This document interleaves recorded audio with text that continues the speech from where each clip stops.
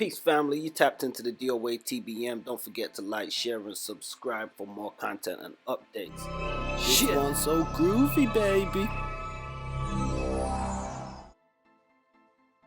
So, peace, family. So we're back once again this week with two special guests, and we're joined with the astute Dr. Sairah Qureshi, anti-bullying specialist, who we've had once before, so we're definitely glad to have back. And this time we're joined with Reena Megastar as well, who's going to be adding some flavor into the mix. So how's it going, guys? Everything's fine. Thank you so much for having us. Hey, no problem. It's my pleasure. How's things? I know everybody's in different locations right now. We got a lot of drama going on with the pandemic and stuff. How's everybody being treated where they're at? Everything fine and stuff? Well, up here, it's honestly, things are almost going back to normal. People are in the shopping centres. Some are wearing masks, some aren't. And with work, by the end of September, they are enforcing we go back at least 1 day a week, but that'll probably change after Christmas. So I can definitely see change. I think a lot of it depends on the government guidelines, but the general message is enforce this, the social distancing. They are asking us to wear masks. It's not mandatory, but it's strongly encouraged. But yes, the overall message is to start going back to work, into the office, getting back to normal. But I don't know about over in Canada, Reena. How is it over there? Yeah, I mean, actually, it's very encouraging. I'm so proud of, just talking about the numbers in terms of vaccinations. We are about to hit like 80% for full vaccine. Yeah. And very promising. The schools are all set to open after Labor Day. So, it sounds really interesting, except that, most of us are worrying about the kids now because those are the ones that are left unvaccinated. But yeah, it's looking good. Things are opening up and, we are not back to normal, but the other caveat is we don't know what fall is gonna bring, so keeping our fingers crossed. Yeah. How about you, Fonzie? In the UK similarly, we are seeing numbers reducing and stuff, and so it's quite similar in the aspect to Sairah's side, but I suppose in Birmingham it's a bit different because we're dealing with pockets of community where we're still seeing cases and spikes and stuff. I've got a family member, he's been on a ventilation machine for a couple of weeks and stuff. So there are still, increasing cases and stuff, but they did recently release a report saying that even despite the double jabbing, some people are still, finding themselves contracting the virus and stuff. So we try to stay hopeful and still wear that is our masks. Happening. Yeah, the cases are still rising to a point, but it's not at the detrimental level as it was even 6 months ago. It's not something, it's going to be more of a bad flu unless it's long-term COVID. And I do have some staff members who are recipients of long-term COVID, and it has, it's taken a long toll. But yes, it's a case of you can get it, but you might just have a bad cold flu. So they're treating it like that. It's not a case you might be in hospital, so which is why they are pushing for things to go more back to normal.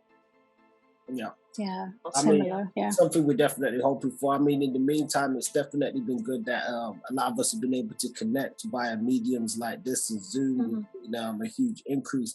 With that being said, Reena, you're joining us from Canada, and this is the first time that you'll be joining us. So could you get a bit of an introduction to us for our listeners on who you are and some of your work? Yeah, absolutely. So I actually... basically, I'm the founder, president of Mind Your Online Behaviour, and my organization has been helping victims of online harassment, mostly people of South Asian descent, and I would say 90% were women.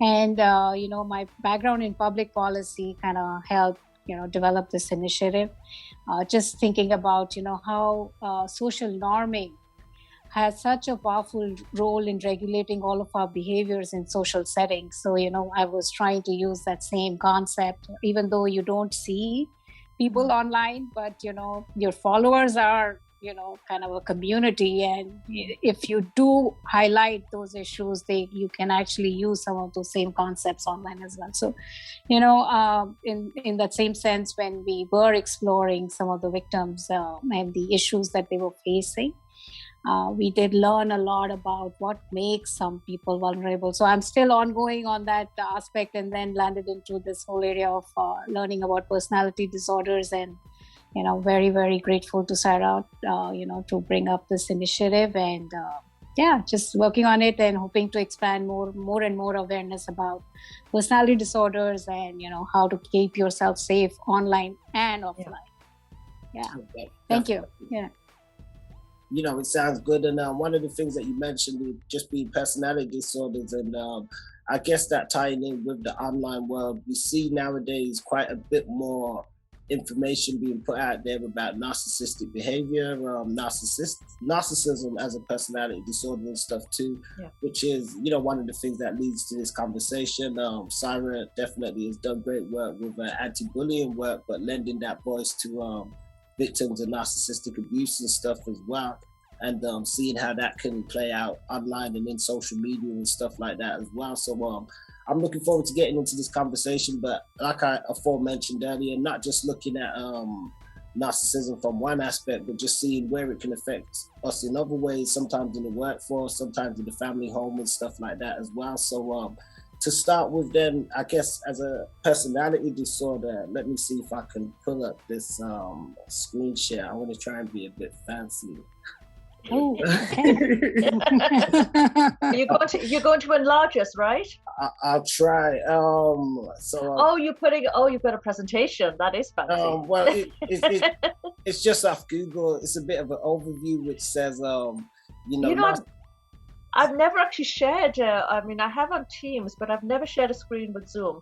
I haven't. I've done stuff, but not so much within an interview. So this is like busting my cherry in that aspect. It says signs and symptoms of narcissistic personality disorder, and then the severity of symptoms vary. People with the disorder can have an exaggerated sense of self-importance, have a sense of entitlement, and require constant, excessive admiration, expect to be recognized as superior even without achievements that warrant it, exaggerate achievements and talents, be preoccupied with fantasies about success, power, brilliance, beauty, or the perfect mate, believe they are superior and can only associate with equally special people. Okay, so I'm not going to read all of these. We can see some of them up on here, and one of the things that comes up quite often is this sense of superiority, and it seems like a false sense of superiority.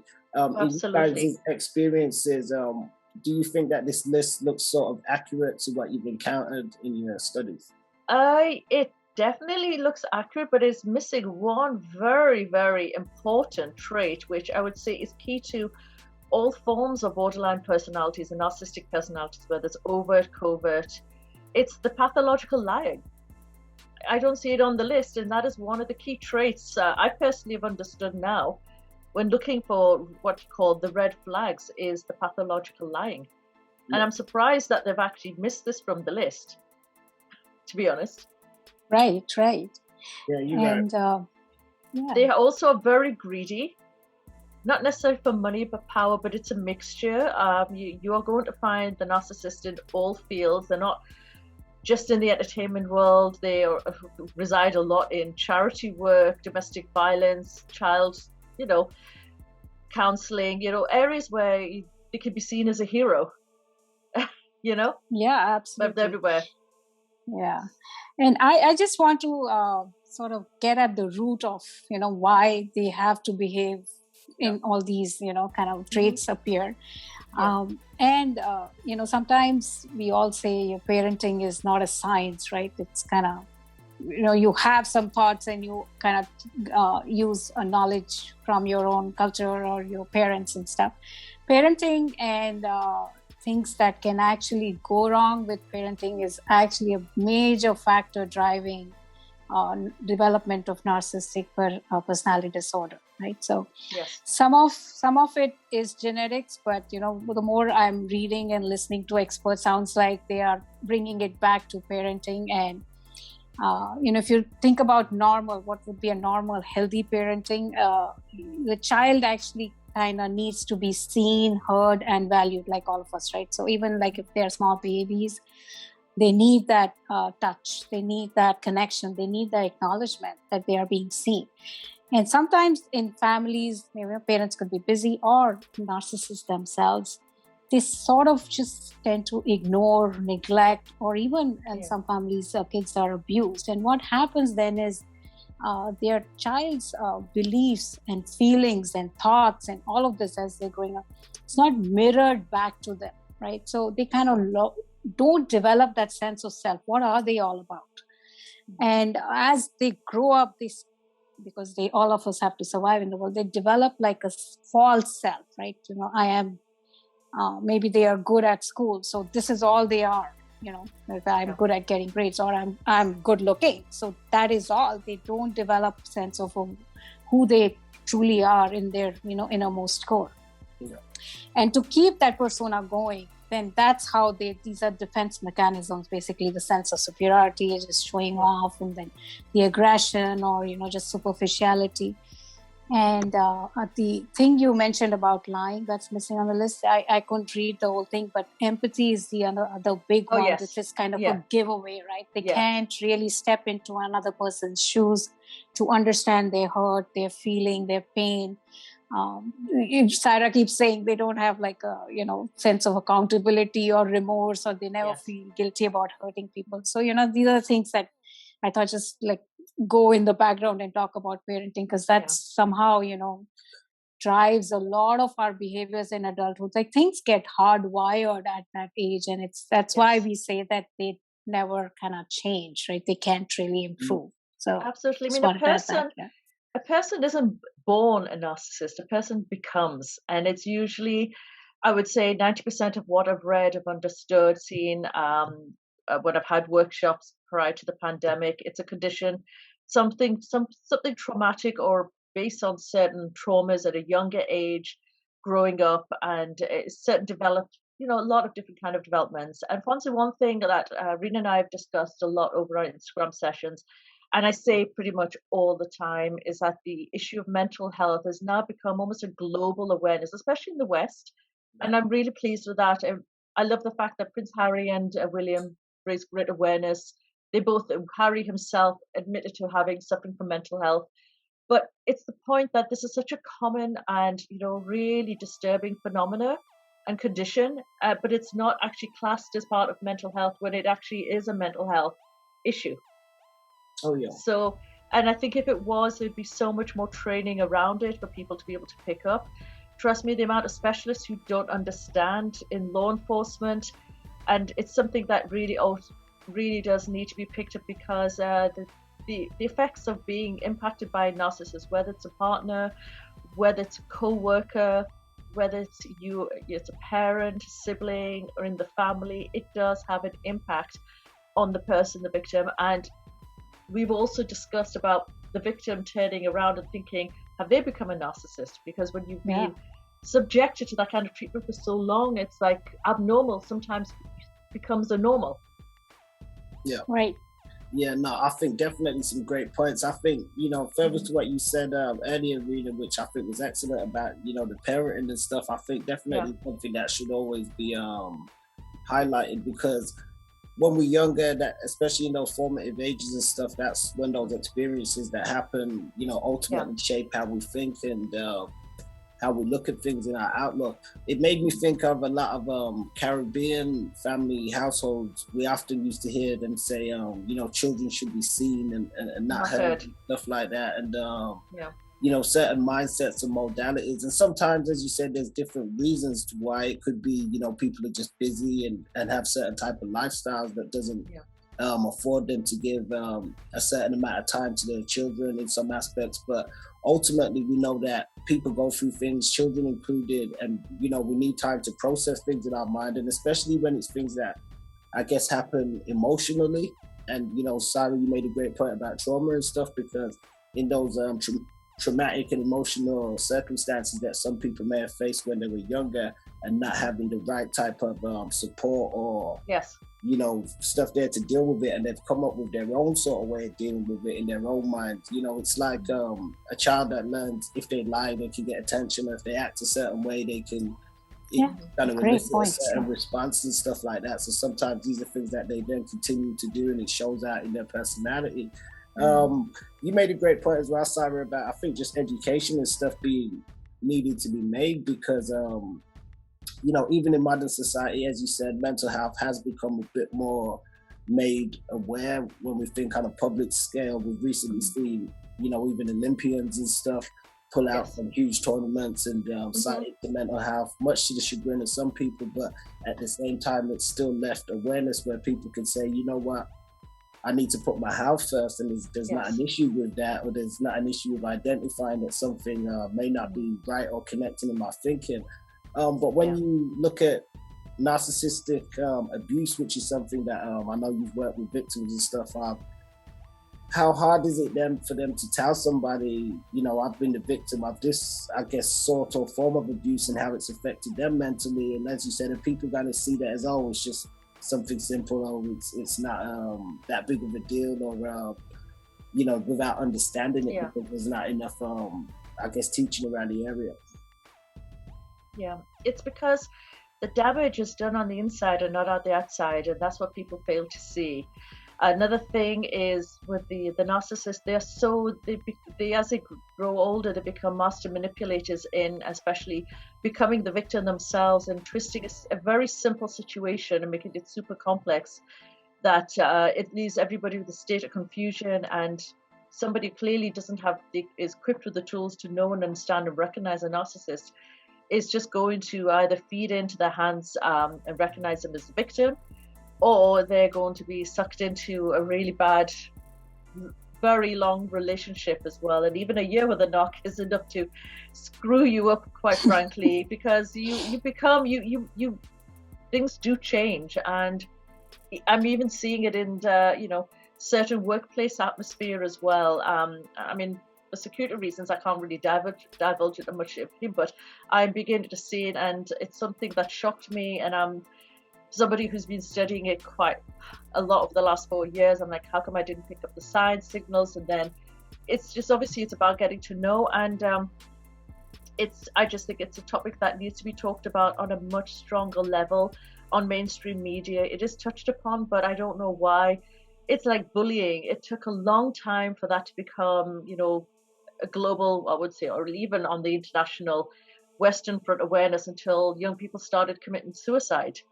Then the subject of bullying actually became a topic, and in America, when it comes to that, they're now having so many different definitions of what is bullying, what isn't, and that's to really take off the onus of the responsibility of the school, not to be able to deal with it. It's not a particular bullying case. So likewise with narcissistic abuse, and in particular, especially with domestic violence, has never really had a major connection, but it is a strong connecting. And I equate it with bullying because ultimately it's about taking power and control over a particular person or persons, or making them the victim, but in a way that they won't realize it. So it's exactly. I think it's such a serious issue, and from work that I have been doing, the posting, I've just been shocked that I have not been challenged about it, but in fact I've had people who, even in the fitness industry, reaching out to me, thanking me, it's raising awareness. I've had people saying, I've now understood I have to cut this person off. And it's just because of the continuous awareness. And I was a bit worried. Is somebody going to inbox me and say, oh, what's with all the posts, stop. But no. So for me, it's informing me that people are reading, they're becoming aware. They probably have been exposed, but they just didn't understand it. And by more people talking about it, raising awareness, it's putting different people's experiences into perspective, because a narcissistic abuse of a physical relationship, intimate, is going to be very different to if you're dealing with a narcissist in the workplace. But ultimately the damage and the confusion and how it impacts on that individual is pretty much one and the same. It's much harder in the family setting because it's very hard to cut off a family member. You can cut a partner off, you can cut a husband off, you can cut a co-worker off, you can change your job and things, but it's very hard to cut a family member off. But it's a matter of people being aware, people recognizing it is a mental health, that yes, they are being victims of abuse, not to stay that way, but how to equip and how to deal.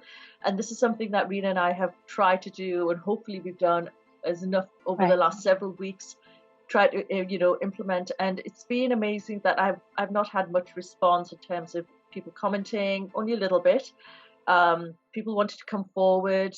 It's a very sort of still a taboo subject, and understanding it. I said to Reena the other day, I said I've been studying reading it. I can come with examples, but as far as being able to become an expert and talk about it, it's so complicated. I thought bullying was complicated, but no, this is even more because of the different levels. And then there's the BPD, which is a borderline personality disorder, which is really bordering on the narcissistic abuse, but they're not fully. And you'll have the narcissist who may not be a full-blown narcissist. So those kind of characters will get away with their shady work for many, many years compared to those who are full-blown narcissist. So it's a case of it just needs to be highlighted, made aware of, because I'm coming across one too many narcissists in society, but above all, people that I know who have been experienced, who've been traumatized by it. And it's really heartbreaking because these characters, I wouldn't even call them human beings, I call them conditions. These conditions actually destroy lives. It's like drugs destroy lives, gambling destroys lives, terrorism, and the narcissistic abuse destroys lives. And I've seen it firsthand, how it's destroyed. I've spoken to victims who've been in a relationship for 37 years and in their late 50s, left with nothing. And I mean, no job, no career, no money, moving back to the parents and absolutely destroyed in themselves, no self-confidence. And it's just heartbreaking to see how a normal, healthy person can be reduced to that. That's worse than death, to be honest. So, well, with that being said, sorry to cut you because that's fine. We are going to get back to that because I think that was a great point, and we do want to look at some of the lasting effects, I guess, being in a relationship with a narcissist and stuff. One of the things that you just said, which made me think, you spoke about conditions and just, and it made me think, I spoke earlier to the point of what Reena said about like parenting and stuff. Do you think that conditions can help, create or form the pathology of a narcissist, like just, being raised in certain conditions or being raised in certain environments and stuff? Do you think that could be a breeding ground for creating that mindset? Absolutely. I'll ask you, Reena, as well. Yeah. You know more about this than me. Yeah, and actually, what is happening with research, Fonzie, is that most of the studies that are looking into, what caused this are, kind of retrospective. Meaning, a narcissist shows up to a researcher's office and they try to construct it back, what all happened. So it's relying on their memory, their interpretation. And some of the clues do point to the parenting, but it is not definite unless there were studies done prospectively, like following kids as they grow up and then recording everything accurately. They won't be able to say for sure, but whatever is there out there, and there is enough by now, it's all pointing to parenting for the most part. I also want to add that there's a cluster B personality disorder section in the diagnostic manual for mental illness.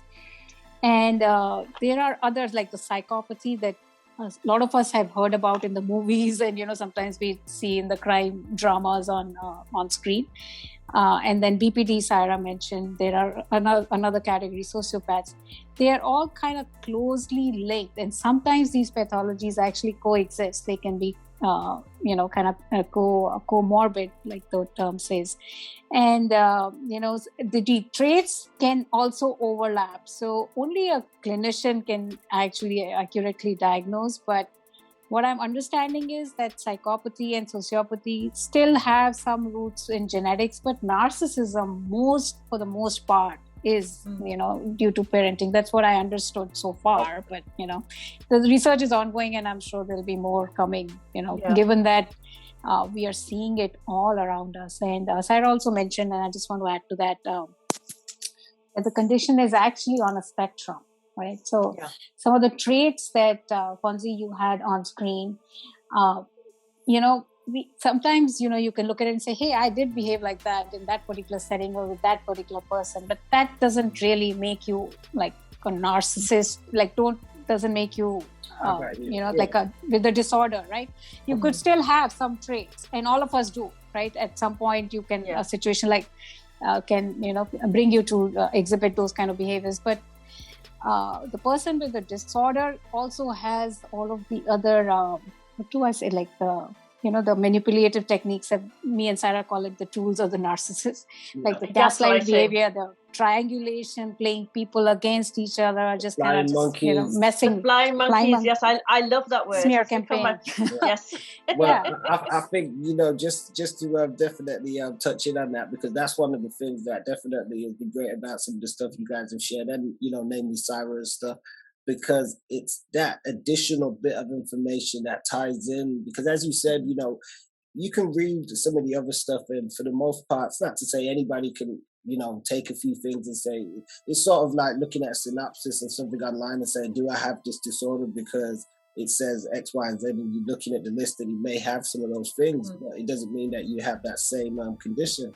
But those extra little detailed points that you just put in, we go into the excessive points of lies and manipulation, the tactics, and those are the underpinning points, I feel, which really hold together the thought process of somebody who's trying to do it, who knows what they're doing. This is something that is a part of them, because I think sometimes people, we're all humans, we can fall short in areas, and some people, it's more like self-serving, right? You're just doing it to just bring yourself up. But the other extreme of the disorder actually starts to damage people, right? That's when it's called like pathological narcissism.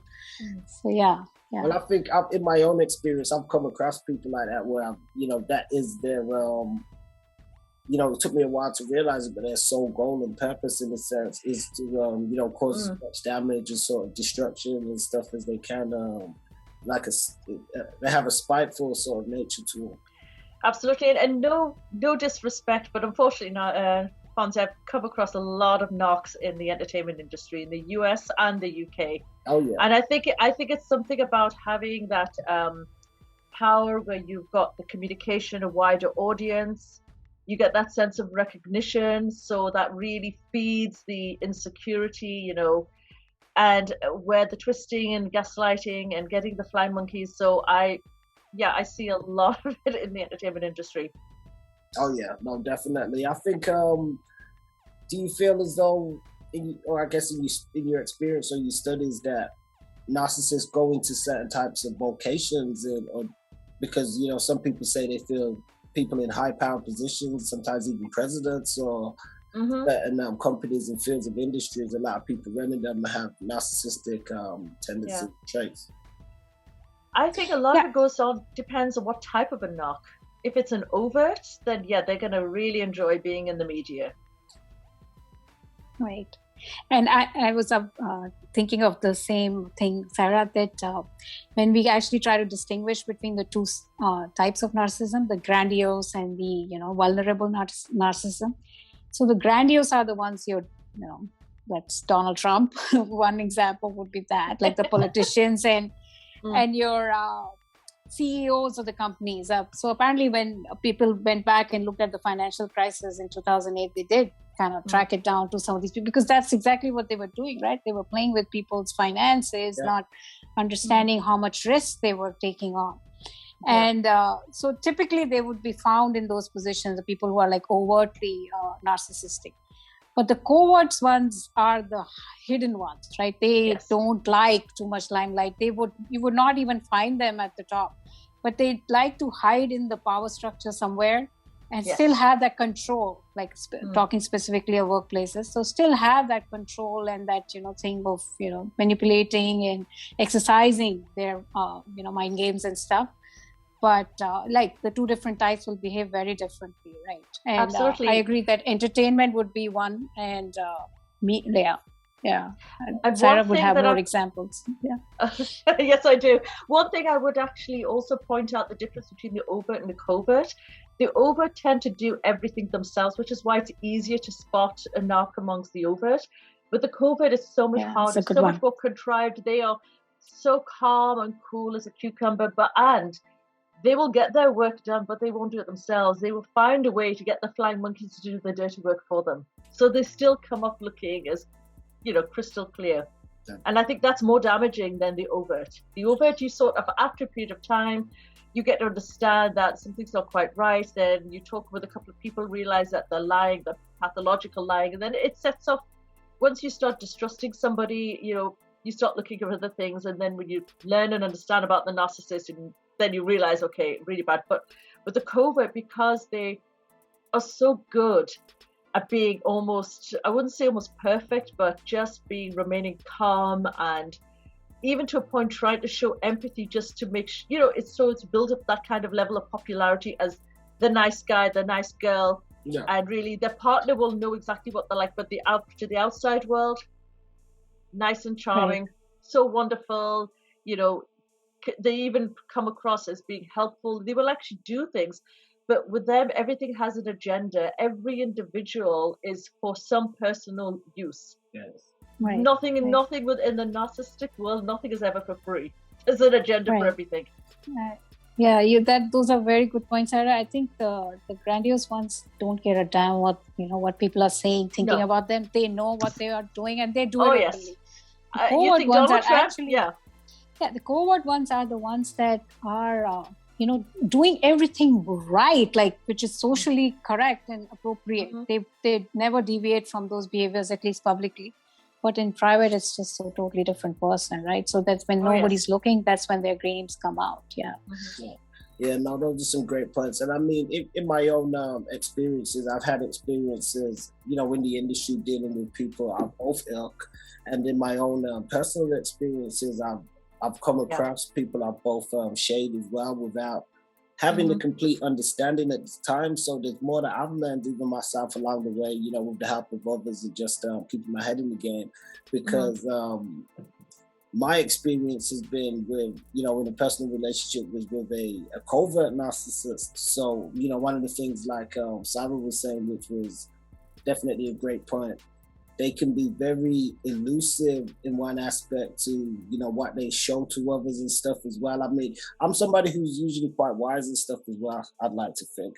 So my mind usually be inquisitive and be ticking and questioning and stuff. But as you said, sometimes they can create such an elaborate misconception that, or even sometimes you can see stuff, but what they display to others is different. And it creates a world of just confusion in a lot of ways and events as well. And some of the stuff that they do in the initial stages, like things that you may not think about, which I'm glad, Sairah did some great posts on the stuff about like the love bombing and stuff like that, and using certain methodologies and techniques and stuff. Everything, as she said, for the most part is meticulously, planned, calculated. It's like, for the most part, nothing's done. Now, I'm one of those people, I'm very empathetic by nature, which I've learned can be like, not like an attraction to these sort of people. It's like a moth to light in a sense, if there's something that they can extract from you. So they're sort of attracted to you in that sense.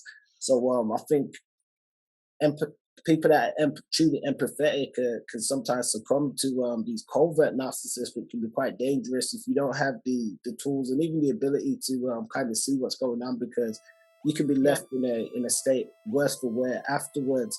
And their objective is to come off looking golden, or for them to come off looking good, and for you to be disparaged, or you to have less of what you had when they initially met you and stuff like that. So sometimes there's so much to it. And then on the overt aspect, I've come across overt people, but never have been, I'd say, that much swept in, because as you said, for the most part, they do stuff so out there and excessively that, they create some kind of flags. They may not, care as much and be blasé in some aspect, but they can be easier to create like a red flag that you might see that's visually identifiable. Whereas I think sometimes the people who are covert with it, they have such a sneaky underlying chess playing kind of tactic. Yes. Yeah, that's true. Yeah, go ahead, Sairah. No, I was just going to say, I find with the covert, they seem to be. I talk about lying. That is a big key trait, but I find that the pathological lying really is a big part of the covert narcissist. Yeah. Absolutely. And the gaslighting is the big one with them too. Oh, amazing. Yeah. Oh, yes. I mean, that's something, when I heard the term, I was like, okay, what is this? So, if you have a couple of minutes, I want to really refer to that movie from the 30s that came out. And that's where the idea came from. I still haven't seen it yet. Gaslighting. I want to see that. It seems that, there's a story of a couple who apparently are in love, and both of them like trusting each other and completely into each other. There is no abuse visible. There is no verbal, no physical abuse, no sexual abuse. There is absolutely nothing going on, right? That can be pointed at, right? But what the guy is doing sneakily and stealthily is trying to drive her insane by changing her reality. Like things that she's seeing, he's trying to say, no, that's not what it is. So her perception, her judgment, her reality is all being twisted. And she obviously, because she trusts him completely, she's like, yeah, he's probably lying and I'm going insane. And she keeps believing that. And then the guy actually involves people around in the household. They're like house helpers. They also support his version. Like she keeps things somewhere, or she's written a letter or something, and he'll just deny, okay, none of that happened. You are just imagining. And because your mother also suffered a mental illness, that's why you're like that. Yeah. So slowly she's just withering away over time. And the guy actually has eyes on all her wealth and, inheritance. And that's what he's trying to get rid of her. So it was such a powerful way of driving somebody insane without any mark of anything wrongdoing that was happening. So eventually how she breaks out of the spell is, a cop happens to pass by and she tries to run a couple of those experiences, and the guy immediately catches on. He's like, no, you're right. This happened this way, or whatever. He finds some of the lost items in the house.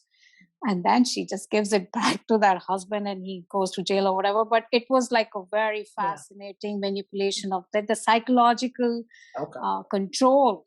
I mean, it was scary. And that's the idea behind gaslighting. And, a lot of us witness it in the political circles now, because you name it, any political issue, you name it. Like there's such polarized views because, they are just taking reality and a shared sense of reality is being lost in this whole process. So that's also, partly responsible, the gaslighting behaviors of all the politicians and people in power. And it's a very powerful technique for the narcissist. Absolutely. Yeah. It's great. And even when you look at that and just making you think it's like a distortion of reality that you sort of being embroidered into and stuff like that as well.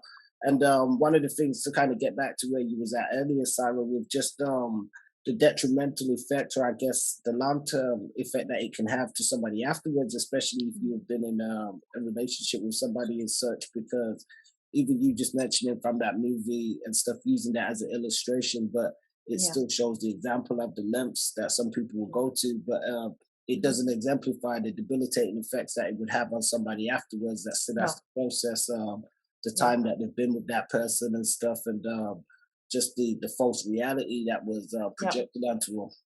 Yeah, absolutely. And, sometimes it can take the victim years to fully understand the level of depth of their abuse. Some can heal, some people heal, sometimes takes many years to heal, but then, they may never fully recover, or they have a completely different changed perception about themselves. And it is sad, but yes, it does change you. And the healing process has to involve a variety of mechanisms. It's not just seeing a counselor, it's not just reading self-help books, exercise, that it's a multitude of things. And there's one thing that we've both discussed over several weeks, and I think this is important, and it's important to find the right type of specialist, is getting therapy and somebody who actually is versed in it, because then you're just completely wasting your money. And I know people who are undergoing therapy because family members are narcissists and the impact it's had on them, but they've gone to the wrong person, and it's actually made them feel worse because the therapist is not really giving them the level of support that they need. So I think it's so important that in the BAPS, which I think is the British something psychology, the board, they do need to have a huge module about the narcissist, because it's a case of in America we have therapists, counselors for relationships, for marriages. We have psychologists, child psychologists. We need to have a shrink just to deal with personality disorders. Yeah. But it can run into the marriage counselling world because if it's a husband or a wife that's been abusing you, your healing process is going to be a lot more different to somebody who's been in a bad marriage. They're just they've cheated on each other, or they're being verbally abusive. But it's such a different kind of category of abuse. And it's not straightforward, and it's so hard to understand. So I would say there isn't enough training in the professional world, and I think it's because it hasn't been highlighted as a mental health disorder. I think if they gave it some kind of autonomy, then I think then the academic world, I think the professional world would look upon this in a very different light. Also, when it comes to parents, what I've noticed a lot in our South Asian community, the level of pressure, especially on boys or just children, to perform well in school academically and not achieving the right grades, then the kind of punishment levels that the parents put the children through, that also breeds of trauma, leading to a narcissistic behavior. There's so many different levels, and so I just think this is something that specialists need to talk about. And I could post about it till I'm blue in the face, but yes, that's one media we can talk about it. And I love the fact that I am capturing a lot of traffic, a lot of attention. I'm really enjoying that, because I want people to be aware. It's like the same with bullying, to people to be aware of what the signs are and how to cope and to deal with it. But it needs to go on a much stronger academic level, because it is something that is so detrimental. And I'm seeing the impact, I'm seeing the destruction just everywhere I go now. And it's because, like Reena, it's like, we've been studying it. We are now so much more aware of it that, we are equipping ourselves, but we'd like to equip others. And when you have that tools, everybody is going to come across a narcissist, whether it's a family member or it's in the workplace. You are going to be, because they are everywhere. I would say now in the borderline personality, the actual NPD is probably 1 in maybe 5 people, or could be even lower than that. So I think, and the actual numbers are kind of tricky, right? Because people, absolutely, this is a illness. Unless the patient shows up, how will they get diagnosed? So and they won't. Many NPDs won't even admit that they have a problem. Those who have, and they've got the therapy, are able to talk about it, able to empathize, and to try and put the wrong to right.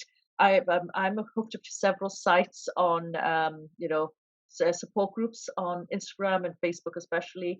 I get the daily digest of ENQUIRIES, so I have a lot of psychologists who post about people putting various questions about the narcissist. A lot of it's a relationship. A lot of psychologists respond. A lot of victim survivors respond, but a lot of narcissists also respond. So it's really, for me, I really pay attention to see what goes inside, why they do a certain thing, and it's really interesting. And I just think that it's the more that you talk about it, the more awareness it's going to create, and the more it's going to be getting out there, that people can actually start equipping themselves and recognizing and being able to deal with it. Because there's some levels of narcissistic behavior that you can actually tolerate if you understand how to deal with them. Well, absolutely. That's a good point. And also try to help as well. There was something else that was on my mind. It's just gone. That what I wanted to. But it's just, I have been reading, I've been studying it quite vigorously over the last 3 to 4 years, and just since I've been part of the support group, it's amazed me at the different levels people are, and especially in relationships. And the whole trauma bonding, and how difficult it is to get away from the narc. And even the victims know there's something wrong, but they go back 3, 4, 5, 6 times to the point they can't take the abuse. But then the consequences, the damage on themselves or the children, it is heartbreaking. Well, I had a woman from Baltimore. I have no idea how she found me, Fonzie, and she started posting on my Facebook page, My Totally Transforming You. Yeah. I started giving her support. Then her mum joined in. Nice. I made a couple of suggestions. Then I got a very long, abusive message from the husband, who clearly displayed sense, but he tried to intimidate me, but I shut him up. But then, I started interacting with the woman, and there have been developments, and it's been an area of concern. But it just goes to show how prevalent the problem is. It's as prevalent as bullying. It is bullying, but on a different level. Well, it definitely is bullying, a psychological form and Oh stuff. yes, the control. I Yes, think the you made a control. great point earlier about just pressures that are placed onto people and stuff sometimes from young ages.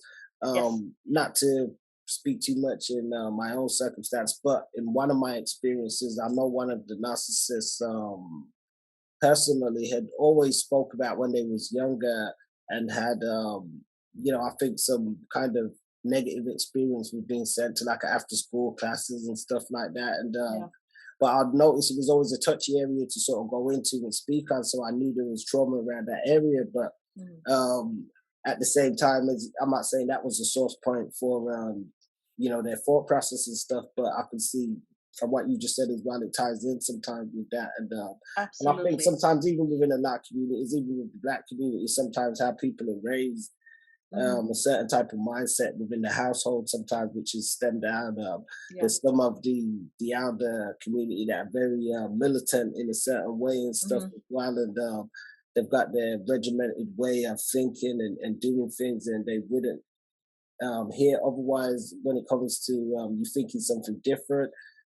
If you show too much signs of emotion, sometimes it's not something that they're able to handle or deal with or accept themselves, so they'll just shut you straight down. So in those kind of environments, the children generally learn to do the same thing, to mask their emotions, project a false image sometimes, a lot of the time. So it led me to what you were saying in some aspects in my own experiences, even from some family and some friends, even in circumstances and situations.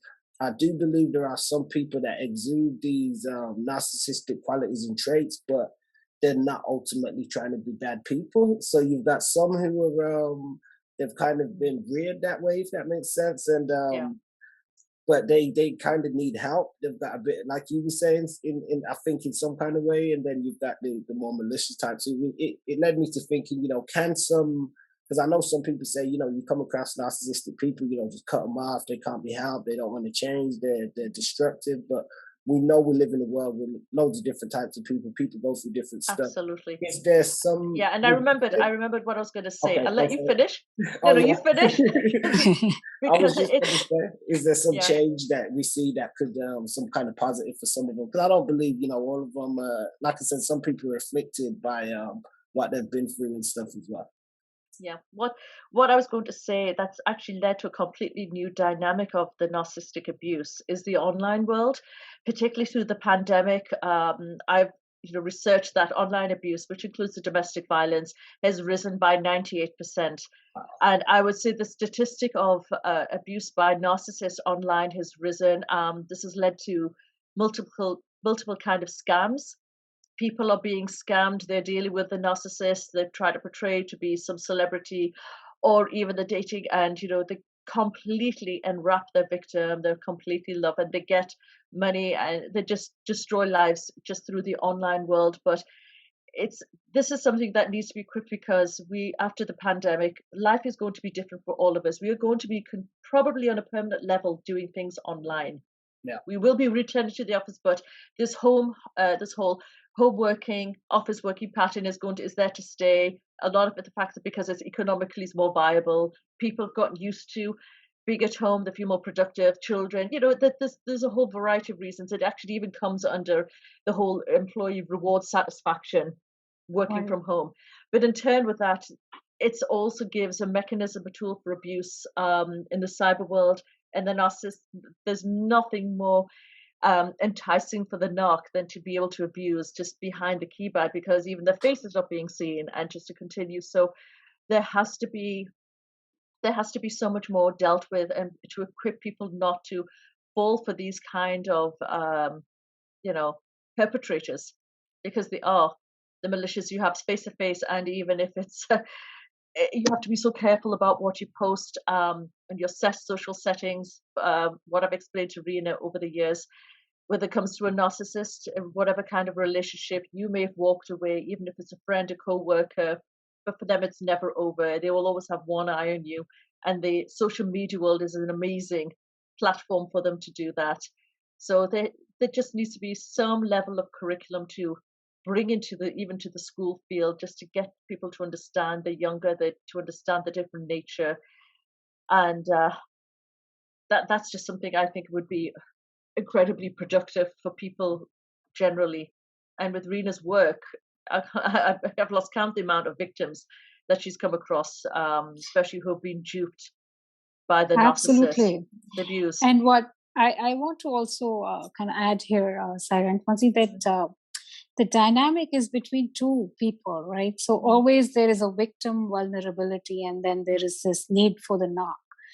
And not to understate the fact that, all of us have unmet needs somewhere or the other, right? Yeah. And so just to give you an example, like if some South Asian lady is facing domestic violence at home, and you know how families are, the culture doesn't permit you to separate from your husband, right? The spouse. And so she's forced to live in that marriage, and suddenly she has access to a phone, which is password protected. So now to meet her unmet needs from the marriage that she can't escape from, she starts to make friends online. And there is a narc sitting who are very good with sniffing out these needs, right? So he's going to charm his way all the way into her life and sort of give her all that she needs, and then start to exploit her. We came across cases where there was a lot of financial exploitation, sexual exploitation, in addition to like the emotional stuff that they do. And then when the victim finally realizes what she has gotten into, just imagine her state. She can't go this way, she can't go that way. And now the only option she has is to go and end her life. I mean, there was victim after victim we were running into, and I was like, what is going on here? Like, and the tragedy of the whole thing is the trauma bond, Sairah, and Fonzie, when we tried to educate them, they understood the problem, but then we found that they were kind of hiding it from us and still contacting the narc, right? Because they couldn't break away from that bond. So it was really, really disturbing. And I just felt like, Sairah, you're saying the need for the awareness education up front. How do you protect yourself? Like once you're in a relationship, it's like a really different, arduous path to get out. But even if we can bring the awareness up front, especially for these kind of situations online, and I feel our culture definitely needs that awareness, going in. So just wanted to add that. But definitely, I think that's important, and you guys are definitely doing great stuff in terms of raising awareness and stuff. And thank you. It's definitely a topical, I think, conversation at the minute, or it's getting more topical with just people raising more awareness. I think maybe that's down to because there's been so much victims, and there's groups of people, people forming Facebook groups and. Victims and stuff coming together. However, you do have to be careful within that because there are sort of pseudo narcs who are, pretending and, and people, as you said, in these groups, scouring, looking for vulnerable people and stuff as well. So that's something to be definitely looked out for.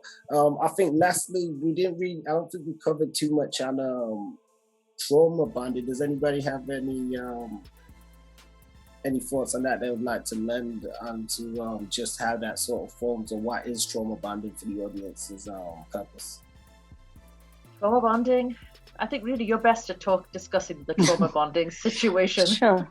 Sure. So trauma bonding is, let's start with sort of an addiction, right? So when we try, like I gave that example, that if somebody was to give me like a drug, right? So Reena, go ahead and try this drug. Even though I know that it is not like something healthy for me to do, I could be in a situation like I just explained about domestic violence, right? I could be in a situation where I am going through a time where I need some kind of break from whatever I'm dealing with. And I go ahead and try it. Okay, let me try it once and see what can go wrong. So I get a high immediately. And then the brain is sort of wired in a way that you kind of keep going back to stuff that you feel good about, right, using. So once the addiction kicks in, then it's very hard to sort of kind of break out of it. So the brain chemicals will continue taking you back. And so is the thing with the narc, right? Initial love bombing that Sairah was talking about. The narc has given you all of your unmet needs. So you're kind of getting all of those fulfilled. And then when either the narc has gotten bored, or they got into a stage where you have put up a boundary, or their ego has been hurt in some way. So now they're trying to sort of pull back on that game, the push and pull, right? So they would give you the love, and then they mix it with torture, and then give you more love and give you more torture.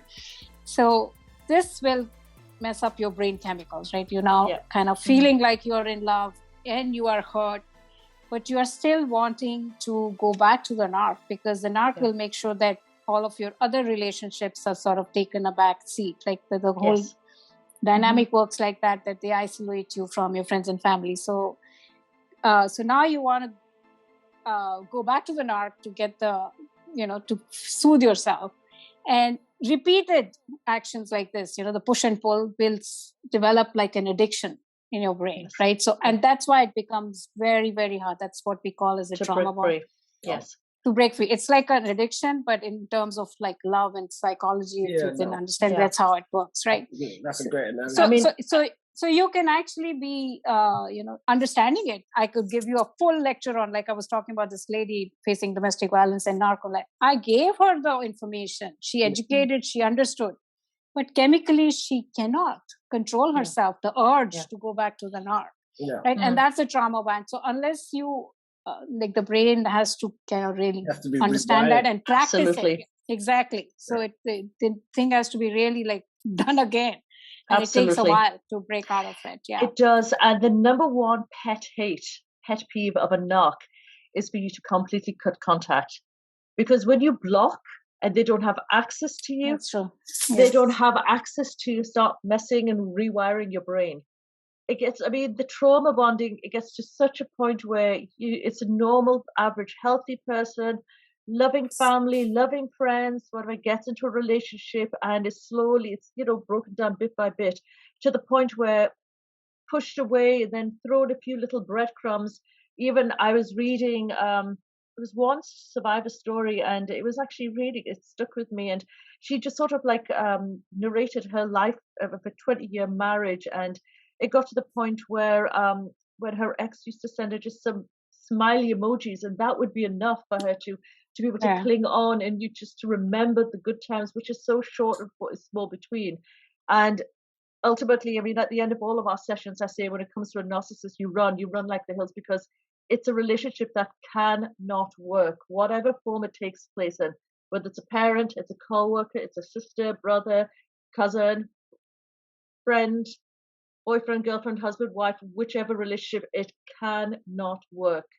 And ultimately, the more you are destroyed, and it has no bearing on them. Whether they contact you or not, they will have a million other people ready in whatever forms of supplies. They will have them there. So this I'm becoming more familiar with this breadcrumbing topic. Terminology in the beginning, when I think you first mentioned, I'm like, what on earth is a breadcrumbing? Now beginning to understand it's feeding just that little bit just to keep you on the tenterhooks. Right.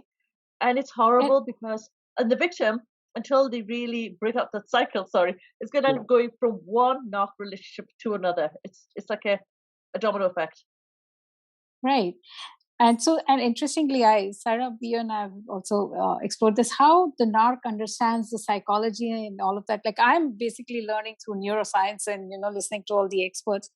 But they have seen it through, repeated trial and error. This is how it works. Like, even sending a smiley is enough. Like, even one of the ladies was just getting that whole urge to contact an narc just if they came and just liked one of her posts. That's it. Yeah. That's when you talk about the chemical imbalance. Yeah. So, it's so hard for the victim to go completely no contact.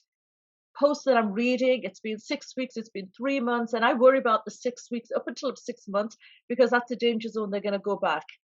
But for the narcissist not to be able, because especially if they haven't finished with their victim, they've been discarded first, it is the biggest narc injury that you could ever possibly imagine. You've got to expect you're going to incur loss, financial, friends, even professionalism. There's going to be some repercussion, but to get out with your health and with your mind intact, whatever way is the best way. But yes, so it is an amazing, and it's so cruel, the fact, but that's what they feed up. So that's why I always equate a narcissist is not as a human being, because even animals, a mother wants to make sure their cubs are being fed.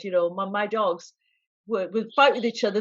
I would see the cycle of the day when they would be arguing with each other, playing with each other, kissing each other, everything, but even they have that love as well. But with a narc, it's like it's not a human, it's a condition, it's a mental illness, it is mental health. Definitely. We do see definitely a lot of vindictive mentalities, like that. With that being said, I think the best thing as people do advocate is to keep a distance and definitely not feed into anything with them that's going to exasperate the condition and stuff even more. Sometimes, as you said, in different environments, we have to deal with some people. I don't want to say we have to, because in some situations it can be avoided, but in some circumstances, when it's family and stuff, for some people that they have additional difficulties, I'm not saying it's easy for somebody to just say, well, let me just not be around. I mean, if that's the case, sometimes it might be the case, but there's so many different variables and stuff. But I think the best thing is that there's more understanding and stuff out there now, because I think if we're just getting a lot of this information and stuff now, that means for years a lot of people have been, going through duress and talking and stuff with absolutely, and not even aware. I mean, I'm so glad that when Donald Trump was finally ousted, experts were starting to diagnose him as a narcissist. I think that was a big step forward, because now that word has become it's on the map. Prior to that, people knew of it, but people didn't really take it seriously unless they were directly involved or exposed. But it's something that, I mean, I've become increasingly fascinated. I wouldn't say I'm obsessed by it. I don't know.